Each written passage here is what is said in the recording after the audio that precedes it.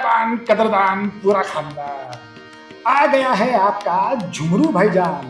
अब चलिए खोलते हैं झोले की दुकान और शुरू करते हैं प्रोग्राम की जान। दोस्तों, मेरा भारत महान, किससे कहानियां इसकी शान। तो बेटा झुमरू खोल दे झोले की दुकान। अगड़म बगड़म छोड़म पकड़म।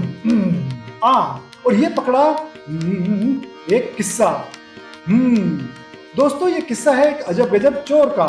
क्या है ये किस्सा, ये बता रहे हैं पटना से हमारे श्रोता संतोष दीक्षित जी।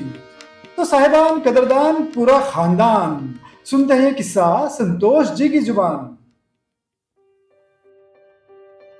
पटना सिटी यूं तो कई चीज़ों के लिए प्रसिद्ध रहा है अपने समय में। वहाँ के विद्वान जो है वो काफ़ी मशहूर रहे हैं और उन दिनों तो अभी भी वो मोहल्ला है जिसको कि माने फसाद का मैदान कहते हैं, लेकिन एक समय में उसको फसाहत का मैदान कहा जाता था, जहाँ तमाम शायर और जो आलिम लोग जो है वो लोग वहाँ पर रहा करते थे। लेकिन और इसके अलावे जो एक पुराने में जो पाणिनि, पतंजलि और वररुचि, वात्स्यायन, कौटिल्य, वराह मिहिर जैसे तमाम विभूति, गुरु गोविंद सिंह वहाँ पैदा हुए। तो इन तमाम लोगों के बारे में कई किस्से हैं, लेकिन मैं एक किस्सा सुनाना चाह रहा हूँ, वो नूरी चोर का किस्सा है।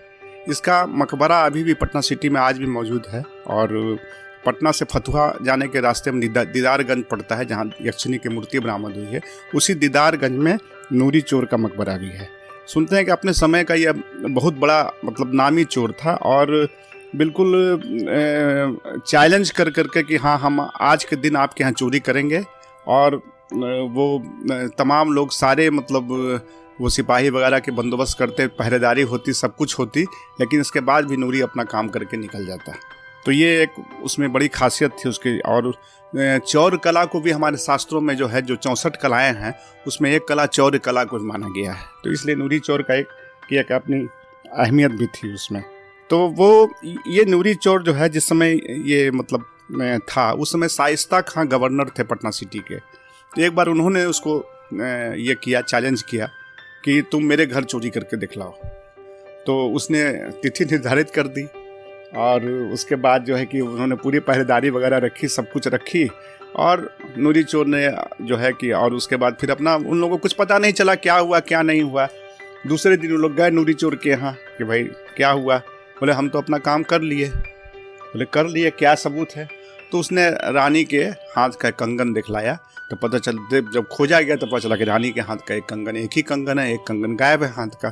तो अब तो उसके बाद उसको राजा जो गवर्नर थे उन्होंने उसको एकदम कहा कि इससे खतरनाक आदमी पटना सिटी में कोई नहीं हो सकता है। उन्होंने उसको पटना सिटी से बाहर कर दिया गया उसको।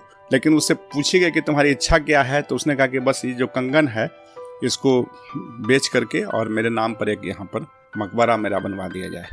तो नूरी चोर का एक मकबरा जो है उसी कंगन को बेच करके वो बना, जो आज ही मौजूद है। और उसी के बगल में रानी ने तब जो दूसरा कंगन जो एक बचा हुआ था, तो रानी ने उसको भी ये कर दिया, दान कर दिया और बोला कि एक मकबरा इसके बगल में मेरा भी बनवा दिया जाए।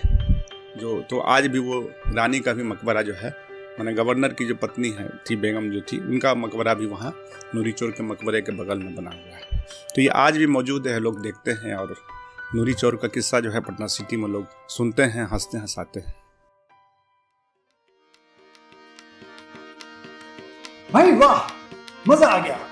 हाँ तो दोस्तों, आप भी संतोष जी की तरह अपने क्षेत्र की कोई रोचक कहानी हमें जरूर सुनाओ। अगर कहानी नहीं है तो कोई ना कोई लोकगीत तो जरूर होगा।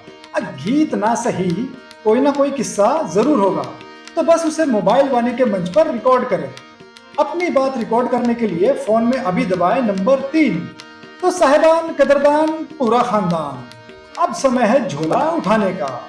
अगले हफ्ते फिर मिलेंगे इसी दिन इसी समय, कुछ नए और अनोखे किस्से कहानियों के साथ।